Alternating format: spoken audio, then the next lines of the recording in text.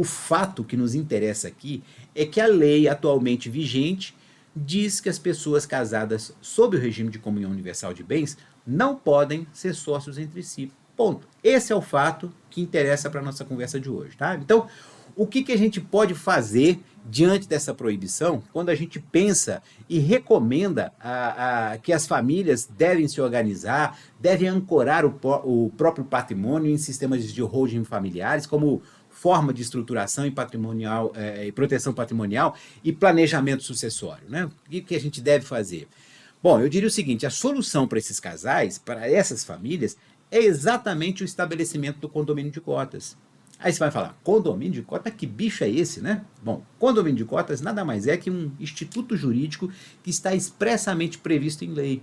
E por que a gente está falando disso? Por que isso é tão importante? Pelo seguinte, olha só, quando se vai abrir uma empresa no Brasil, uma holding familiar, por exemplo, alguns analistas de juntas comerciais, eles acabam cometendo o equívoco de negar o pedido de constituição dessa empresa se ela estiver em nome de um condomínio de cotas, tá? Eles alegam que o condomínio ele é incompatível com o regime de comunhão universal de bens, porque esse regime de casamento, além de impedir a sociedade entre cônjuges, ele supostamente já estaria implicando no estabelecimento do condomínio sobre os bens comuns do casal. Esse é o argumento deles para negar o pedido de registro em nome do condomínio, né? Mas isso tem um erro de enquadramento. De fato, o regime de casamento de comunhão universal, ele implica, sim, em condomínio, né? Mas ele não impede que o condomínio seja o dono das cotas sociais da empresa, né? O condomínio formado entre os cônjuges, ele de fato ele não cria uma sociedade entre eles. Ele apenas materializa a existência de um direito comum dos condôminos sobre a coisa que é indivisível e que pertence ao casal. Mas isso não torna não torna os cônjuges sócios individualmente sobre qualquer parcela dessa coisa indivisa, né? O condomínio de cotas, ele não vai estabelecer, ele não tem o poder de estabelecer uma sociedade entre os cônjuges. Aliás, aqui nós estamos falando de condomínio entre casal, né? Mas vamos tentar pensar diferente, por exemplo, num condomínio residencial, né? onde você mora, né? No prédio, no condomínio de casas onde você mora, né? Você é um dos vários condôminos do seu prédio, por exemplo, né? Então, você não é dono do seu prédio. Você é um dos vários donos do seu prédio. Você não é dono das áreas comuns do seu prédio.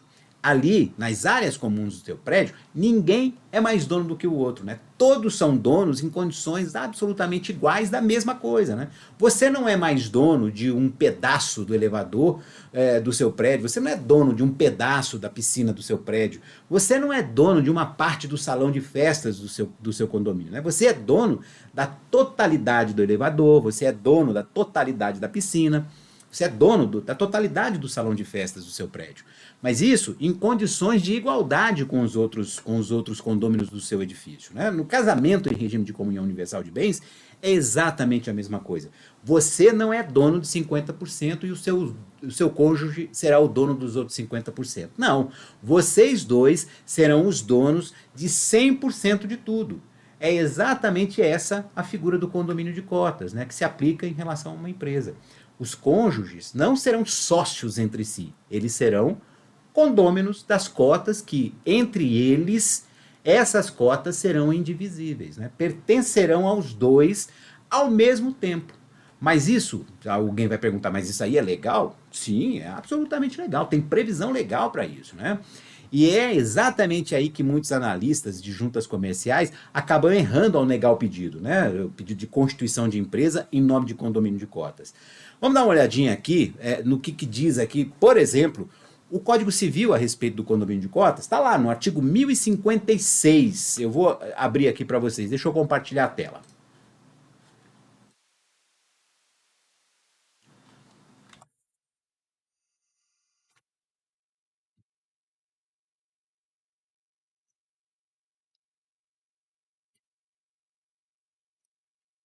Pronto. Aqui, ó, está expressamente prevista a figura do condomínio de cotas nesse artigo do Código Civil. E o que é que diz aqui? A cota é indivisível em relação à sociedade, salvo para efeito de transferência, caso em que se observará o disposto no artigo seguinte. Aí o parágrafo 1º diz: no caso de condomínio de cotas, o direito a ela inerentes somente podem ser exercidos pelo condômino representante ou pelo inventariante do espólio de sócio falecido. E no parágrafo 2º diz, sem prejuízo do disposto no artigo 1052, os condôminos de cota indivisa respondem solidariamente pelas prestações necessárias à sua integralização. Então, deixa eu voltar aqui para mim novamente. Bom, obviamente eu não vou abordar aqui o que quer dizer cada um desses dispositivos. Esse não é o foco da nossa discussão aqui hoje, tá? Eu estou apenas mostrando para você que a figura jurídica do condomínio de cotas está expressamente prevista no nosso Código Civil, né? Então, não se trata de uma ficção jurídica, uma invencionice de advogado que quer dar um jeitinho para contornar a limitação do código do artigo 977 do Código Civil, que impede a sociedade entre cônjuges que estão submetidos ao regime de comunhão universal de bens. Não é nada disso não, tá? O condomínio de cotas é um instituto de direito civil expressamente previsto na norma, e, portanto, a sua existência ela é admitida pela própria norma. As pessoas que estão submetidas ao regime de comunhão universal de bens, que, como eu falei, não podem ser sócias por conta dessa restrição do artigo 977, elas vão poder exercer os seus direitos de coproprietários de um bem comum. Mas também não é só o Código Civil que está tratando desse assunto do condomínio de cotas, não, tá? A gente tem outras normas que também abordam o tema, como, por exemplo, a Lei das Sociedades Anônimas, a Lei 6.404 de 76, né?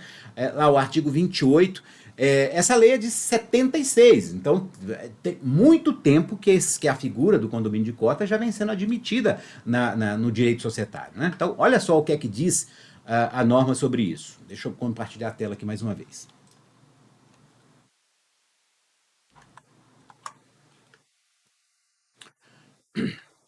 Pronto. Quando a ação pertencer a mais de uma pessoa, os direitos por ela conferidos serão exercidos pelo representante do condomínio. Bom, voltando aqui. O que é que a gente vê aqui? Que a lei das sociedades anônimas, ela é aplicada subsidiariamente às sociedades limitadas, né? Ela reconhece expressamente a figura do condomínio de cotas, né? E eu vou te dizer mais, não termina aí o arcabouço legal que faz previsão do condomínio de cotas. O DREI, por exemplo, para quem não sabe, DREI é o Departamento Nacional de Registro Empresarial e Integração. É o antigo Departamento Nacional de Registro do Comércio, né?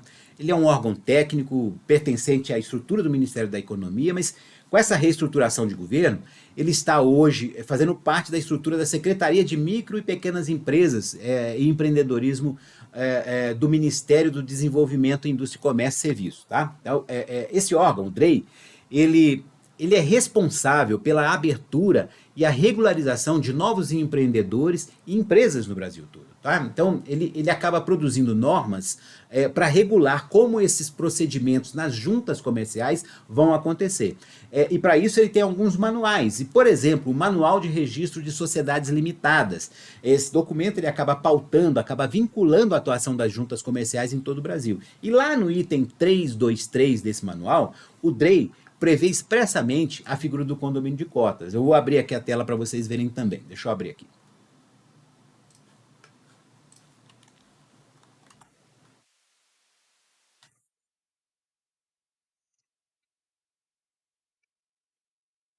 Tá aí, ó. Esse item do manual diz o seguinte: embora indivisa, é possível a copropriedade de cotas, condomínio de cotas. No caso de condomínio de cotas, deverá ser qualificado o representante do condomínio e indicada a sua qualificação de representante dos condôminos. Então, vocês perceberam aqui, deixa eu voltar à tela. Vocês perceberam aqui como é que o condomínio de cotas de fato não é uma ficção jurídica, né? Não é uma invencionice de advogado? Então a conclusão jurídica que se tira disso tudo é que a vedação do artigo 977 do Código Civil, que estabelece que cônjuges casados em regime de comunhão universal de bens ou na separação obrigatória não podem constituir sociedade entre si, em nada se confunde com o estabelecimento do condomínio. Por quê? Porque o condomínio ele apenas reflete a existência de copropriedade de cotas e não a constituição de uma relação societária entre os condôminos, né? Aliás, esse é o argumento que alguns analistas de juntas comerciais acabam erroneamente fazendo. Então, em outras palavras, dá para dizer o seguinte: O condomínio de cotas nada mais é do que a forma mais clara de demonstrar, de caracterizar, de materializar a existência de comunhão universal que se estabelece entre os cônjuges quando eles definem um regime de bens entre eles. Tá? Então é possível afirmar, e sem sombra de dúvida, que não existe qualquer impedimento para o estabelecimento do condomínio de cotas, nem mesmo pela perspectiva do artigo 977 do Código Civil, que cria as limitações. Né? Aliás, como eu mostrei, é bem ao contrário. Né? Um arcabouço legal, ele prevê expressamente a possibilidade de instituição do condomínio de cotas. E não é por outra razão. Isso decorre exatamente da correta compreensão que se deve fazer dos efeitos do regime da comunhão universal de bens, que se por um lado ele impede a existência de sociedade entre os cônjuges, por outro, ele acaba criando copropriedade de bens entre eles. É simples assim, né? Então, o condomínio de cotas, nesta situação, acaba sendo a solução mais do que justa e perfeita, legalmente estabelecida para esses casos.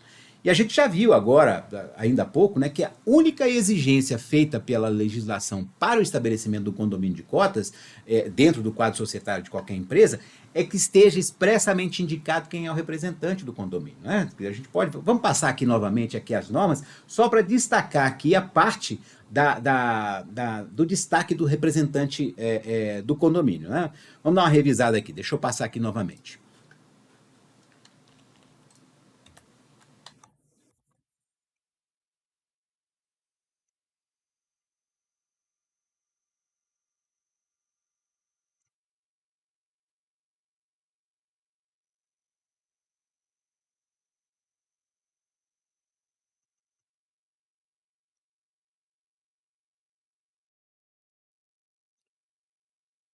Olha aqui. O que é que diz o parágrafo 1º do artigo 1056 do Código Civil? Está aí. No caso de condomínio de cotas, os direitos a ela inerentes somente poderão ser exercidos por quem? Pelo condômino representante ou pelo inventariante do espólio sócio do falecido. Espólio de sócio falecido. Né? E aí, vamos ver o que é que diz aqui o parágrafo único do artigo 28 lá da Lei das Sociedades Anônimas. Diz aqui, ó. Quando a ação pertencer a mais de uma pessoa, os direitos por ela conferidos serão exercidos por quem? Pelo representante do condomínio. Né? E vamos mais, tá aí, o Manual do Drey, o que é que está dizendo aqui? O Manual do Drey está dizendo, embora indivisa, é possível a copropriedade de cotas, condomínio de cotas. No caso de condomínio de cotas, deverá ser qualificado o representante do condomínio e indicada a sua qualificação de representante dos condôminos. Né? Bom, deixa eu voltar aqui para mim novamente.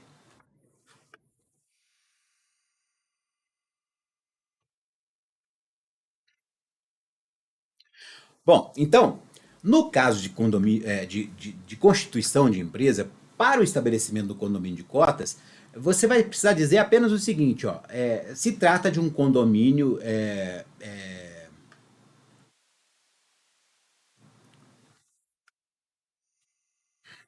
Bom, então, no caso de constituição de empresa, para o estabelecimento do condomínio de cotas, basta dizer que se trata de um condomínio e que esse condomínio, está sendo representado na empresa pelo condômino tal. Né? E aí qualifica quem é a pessoa que é o representante do condomínio ali no documento que está constituindo a empresa. Né? Aí na prática da vida dessa empresa, que tem esse condomínio aí de cotas como membro do quadro societário da empresa, quando esse condomínio de cotas estiver se manifestando lá na sociedade, ele sempre estará se posicionando em nome de quem?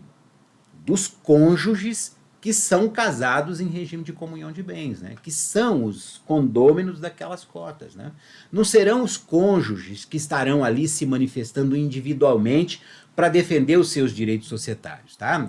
Será o ente chamado condomínio de cotas, formado por esses cônjuges, que estará lá falando na condição de sócio único daquela cota. Né? Então, muito embora sejam duas pessoas, né, o casal ali casado em regime de comunhão universal de bens que formam esse condomínio, em relação aos demais sócios da sociedade, em relação até mesmo a terceiros, ou seja, em relação ao mundo exterior da própria sociedade, né, da vida da empresa, o casal não existirá para fins societários. Né? Ele sempre será representado por apenas um dos sócios, que é o representante do condomínio.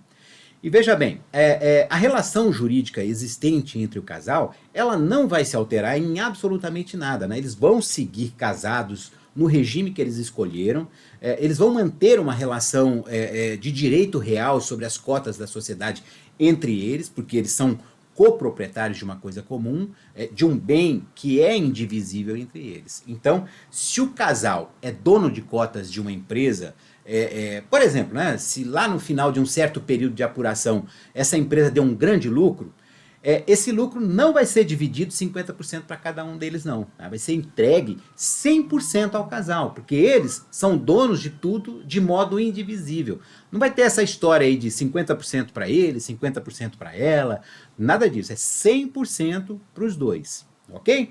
Acho que ficou claro? Bom, meus queridos, eu sei que o tema é um pouco denso, mas eu sei também que ele é muito importante porque tem muita gente que tem interesse em fazer planejamento patrimonial e que considera a holding familiar como sendo um instrumento adequado para esse fim, mas que acaba se deparando com essa suposta dificuldade que são criadas aí por alguns profissionais. E a gente tem que lembrar que existe um contingente enorme de pessoas que são casadas pelo regime de comunhão universal de bens. Então este é um assunto que interessa de fato a muita gente mesmo. Eu tentei mostrar aqui para vocês que este regime não é impedimento para prosseguir o plano e espero ter conseguido ser claro e suficientemente explícito para que você consiga compreender, né? Então, se você ouvir de alguém que não dá para fazer uma holding familiar, porque o seu regime de comunhão de bens é universal e que por isso você não pode ser sócio numa holding familiar, mostre esse vídeo para a pessoa, né? Compartilhe esse vídeo com essa pessoa, né? Me provoque, eu terei imenso prazer em debater esse assunto, em esclarecer o tema, ok? Eu quero que você fique completamente à vontade para registrar suas dúvidas, se você tiver alguma, pode me mandar mensagens, eu sempre respondo a todo mundo que me escreve, ok?